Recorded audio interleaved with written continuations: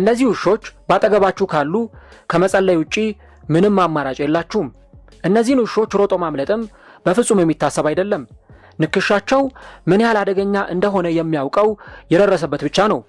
ሰዎች ውሾችን በተለያየ መንገድ ወደ ቤታቸው ሊያመጡ ይችላሉ። አንዳንዶች ለውሻ የተለየ ፍቅር ስላላቸው በቤታቸው ውሻ አምጥተው መንከባከብ ደስ ይላቸዋል። ሌሎች ደግሞ ቤት ንብረታቸውን እንዲጠብቁላቸው በማሰብ ውሾችን ወደ ቤታቸው ያመጣሉ። ሁሉም ውሾች ተመሳሳይ አይነት የታማኝነት ጠባይ ቢኖራቸውም ነገር ግን በአመጋገባቸው ባላቸው ደፋርነትና በሌሎችም ምክንያቶች አንዱ ውሻ ከሌላው ጋር ልዩነት ሊኖረው ይችላል።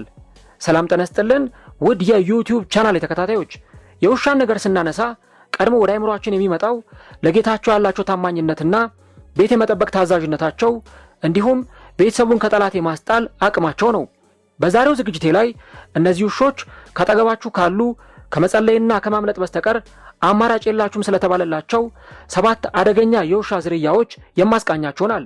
ምናልባትም ደግሞ ቤታችሁን የሚጠብቅላችሁ ውሻ ቢያስፈልጋችሁ አሊያም ደግሞ እንዲህ አይነት ውሾች በአካባቢያችሁና በጎረቤት ቤት ውስጥ ሊኖሩ ስለሚችሉ ይህንን ቪዲዮ እስከ መጨረሻው ብትከታተሉት ብዙ ታተርፉበታላችሁ። ለቻናሉ አዲስ ከሆናችሁ ቻናሉን ሰብስክራይብ፣ ቪዲዮን ደግሞ ላይክ በማድረግ ጀምሩት። አሁን በቀጥታ ወደ ዝግጅት ያለፍኩኝ፣ አብራችሁን ቆዩ።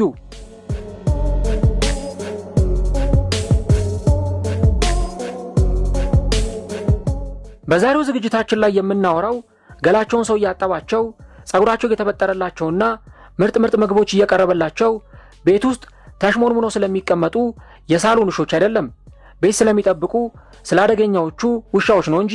የጥበቃ ውሾች የሚራቡትና የሚሰለጥኑት ንቁ፣ ደፋርና በአስቸጋሪ ሁኔታዎች ውስጥ ጸንተው እንዲቆሙ ተደርገው ነው።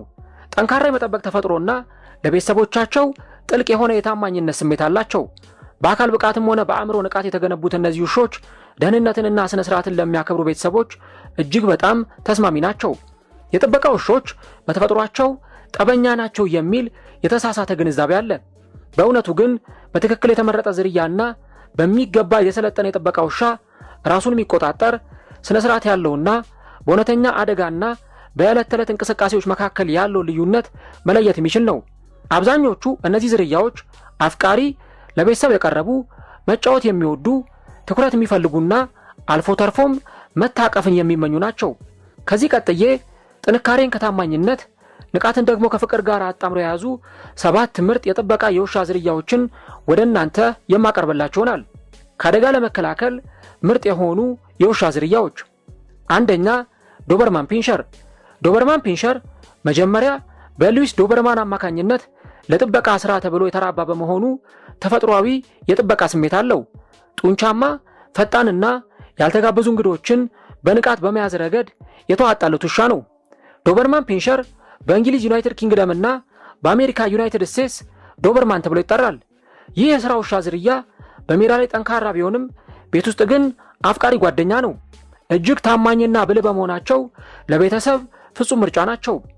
እነዚህ ግዙፍ ውሾች ከልጆች ጋር የማይበጠስ ትስስር ይፈጥራሉ። በመሆኑም ከሰው ጋር መሆንን በጣም ይወዳሉ ቢባል ማጋነን አይሆንም። በጓም በሚገኘው የአሜሪካ የባህር ኃይል ጣቢያ የውሻ መቃብር ውስጥ በሁለተኛው የዓለም ጦርነት ወቅት ላገለገሉ ዶበርማኖች ክብር የሚሰጥና ሁልጊዜ ታማኝ የሚል ጽሑፍ ያለበት የናስ ሐውልት ቆሟል። ይህ መታሰቢያ የዝርያውን ታሪካዊ ታማኝነትና ድፍረት ያሳያል። ለዚህም ነው ኤኬሲ ከምርጥ የጥበቃ ውሾች መካከል አንዱ አድርጎ የሰየማቸው። በጣም ንቁና ብልህ በመሆናቸው ዶበርማኖች የዕለት ተዕለት የአካል ብቃት እንቅስቃሴና የአእምሮ ማነቃቂያ ይፈልጋሉ። ለጉልበታቸውም ይሆን በቂ እንቅስቃሴ ካላገኙ ሊሰላቹና ለረጅም ጊዜ ብቻቸውን ሆነው ዕቃዎችን ሊያበላሹ ይችላሉ። አጭርና ለስላሳ ጸጉራቸው ብዙም አይረግፍም፣ እንዲሁም ከፍተኛ እንክብካቤም አይፈልግም። በሳምንት አንድ ጊዜ ማበጠር ጸጉራቸው ጤናማ እንዲሆንና የረገፉትን ለማስወገድ በቂ ነው። ሁለተኛ፣ ጀርመን ሼፐርድ። ጀርመን ሼፐርድ በሀገራችን ከሚታወቁ የውሻ ዝርያዎች መካከል ዋነኛው ነው። ጀርመን ሼፐርድ በራስ መተማመን ያለው ደፋርና በጣም ንቁ የውሻ ዝርያ ሲሆን በብልህነቱና ለተለያዩ ስራዎች በመመቸቱ ይታወቃል። በቀላሉ ስለሚሰለጥኑ፣ ጠንካራ የሥራ ፍላጎት ስላላቸውና በፖሊስ የኬንያን ክፍሎች በወታደራዊ ግዳጆችና ሰዎችን በመፈለግ እንዲሁም በማደን ስራዎች ላይ ለረጅም ጊዜ አገልግለዋል። ይህ አስደናቂ የሥራ ታሪካቸው ለቤተሰቦች አስተማማኝ የጥበቃ ውሻ እንዲሁም በትክክል ሲሰለጥኑ ለከብቶች ጠባቂ እንዲሆኑ ያደርጋቸዋል። ጀርመን ሼፐርዶች በተለይ ከአንድ ዋና አሰልጣኝ ጋር ጥልቅ ግንኙነት የመፍጠር ዝንባሌ ቢኖራቸውም ለጠቅላላው ቤተሰብ ግን ታማኝና ታታሪ ናቸው። እንደ ፔት ፕላን ገለጻ ከሆነ እነዚህ ውሾች በጣም ንቁ ናቸው። መሰላቸትንና ዕቃ ማጥፋትን ለመከላከል በቀን ቢያንስ ከ1 እስከ 2 ሰዓት የሚቆይ የአካል ብቃት እንቅስቃሴና የአእምሮ ማነቃቂያ ይፈልጋሉ። ጀርመን ሼፐርዶች በትክክል ካደጉና ከሰው ጋር እንዲላመዱ ከተደረጉ ከልጆች ጋር ጥሩ ግንኙነት አላቸው። ነገር ግን በግዝፈታቸውና በጥንካሬያቸው ምክንያት ሁልጊዜ ክትትል ያስፈልጋቸዋል። በተፈጥሯቸው ጠባቂ በመሆናቸው እንግዳ ሰዎችን የመጠራጠር ባህሪ ያላቸው። ስለዚህ ገና በጠዋቱ ከሰው ጋር እንዲላመዱ ማድረግ እጅግ በጣም አስፈላጊ ነገር ነው።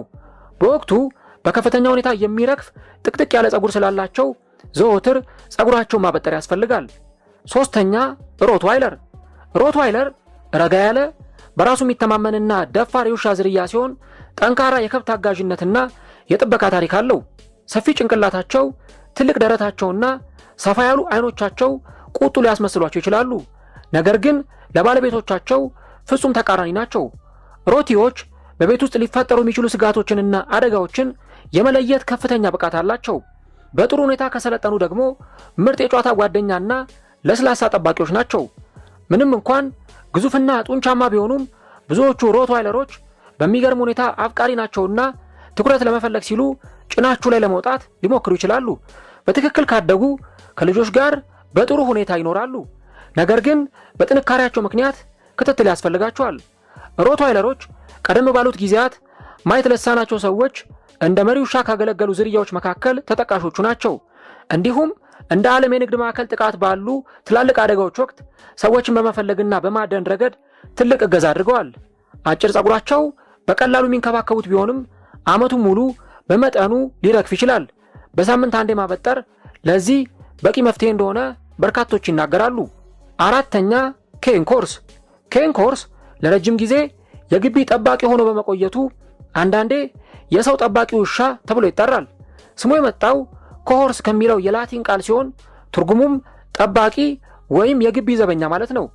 በታሪክ ይህ የጣሊያን ዝርያ እንደ ዘበኛ፣ የእረኛ ውሻና አልፎ ተርፎም ትላልቅ አራዊትን የሚያድን ውሻ ሆኖ አገልግሏል።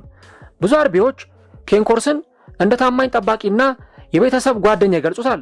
ምንም እንኳን ለቤተሰባቸው አፍቃሪ ቢሆኑም ጠንካራ ፍላጎት ያላቸውና ልምድ ያለው ባለቤት የሚፈልጉ ውሾች ናቸው። ያለ ስልጠናና ገና በቡችላነት እድሜያቸው ከሰው ጋር የመላመድ ሂደት ካላሳለፉ በጣም ተጠራጣሪ ወይም ከልክ በላይ ጠባቂ ሊሆኑ ይችላሉ። እነዚህ ግዙፍና ጡንቻማ ውሾች በታሪካዊ የጣሊያን ስነ ጥበብና የገጠር ትዕይንቶች ላይ የታዩ ሲሆን ይህም የቆየ የሥራ ታሪካቸውን ያሳያል።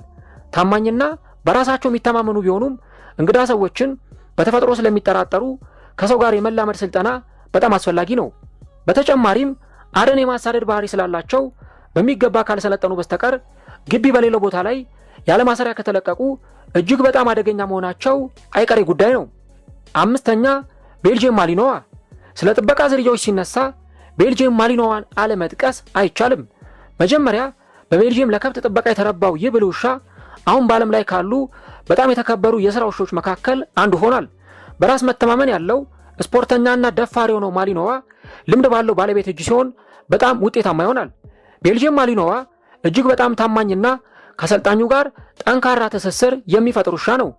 ንቁና አስተዋይ በመሆናቸው በአካባቢያቸው የሚፈጠርን ማንኛውንም ለውጥ በፍጥነት ያስተውላሉ። ነገር ግን እነዚህ ውሾች ዝም ብለው የሚቀመጡ አይደሉም። ሁልጊዜ ለተግባርና ለዓላማ የተፈጠሩ ናቸው። የቤልጂየም ማሊኖዋ የውሻ ዝርያዎች እንደ ተራራ መውጣት፣ ፈለግ መከተል፣ የጥበቃ ስፖርቶችና ሰዎችን የመፈለግ ስራዎች ላይ በጣም ጎበዝ ናቸው። በንቃታቸውና በቀላሉ በመሰልጠናቸው ምክንያት በፖሊስና በወታደራዊ ስራዎች ላይ በብዛት ይሳተፋሉ። በሚገባ ሲሰለጥኑ ለሥራ ጠንካራ፣ ለቤተሰብ ግን ታማኝ ናቸው።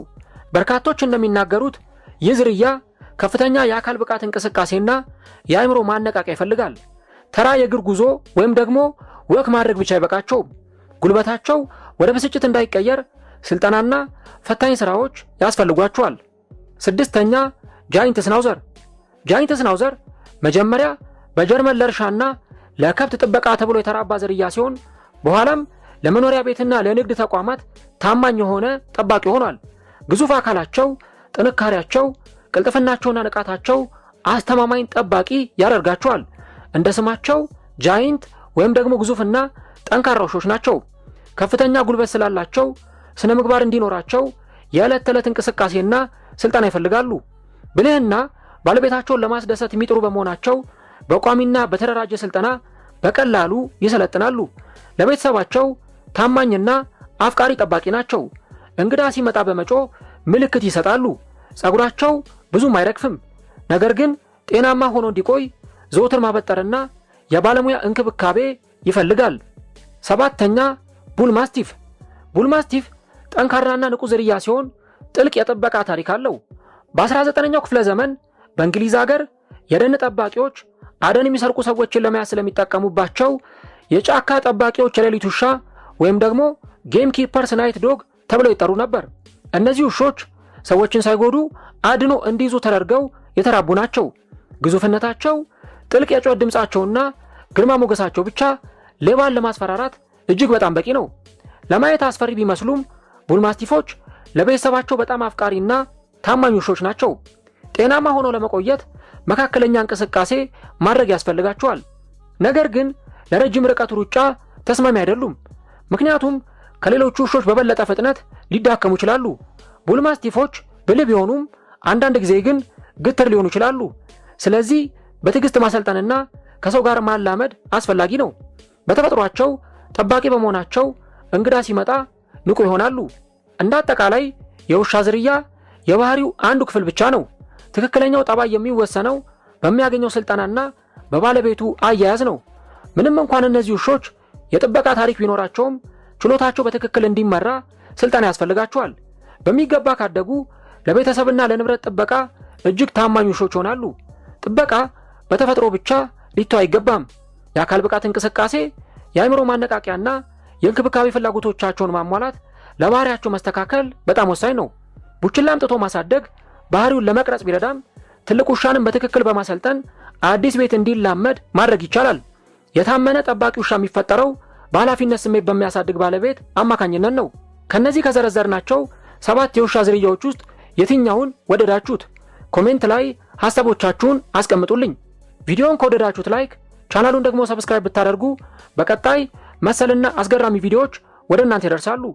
በቀጣይ በሌላ አስገራሚ ቪዲዮ እንገናኛለን። በያላችሁበት ሰላምና ጤና ይብዛላችሁ። ቸር ቆዩኝ።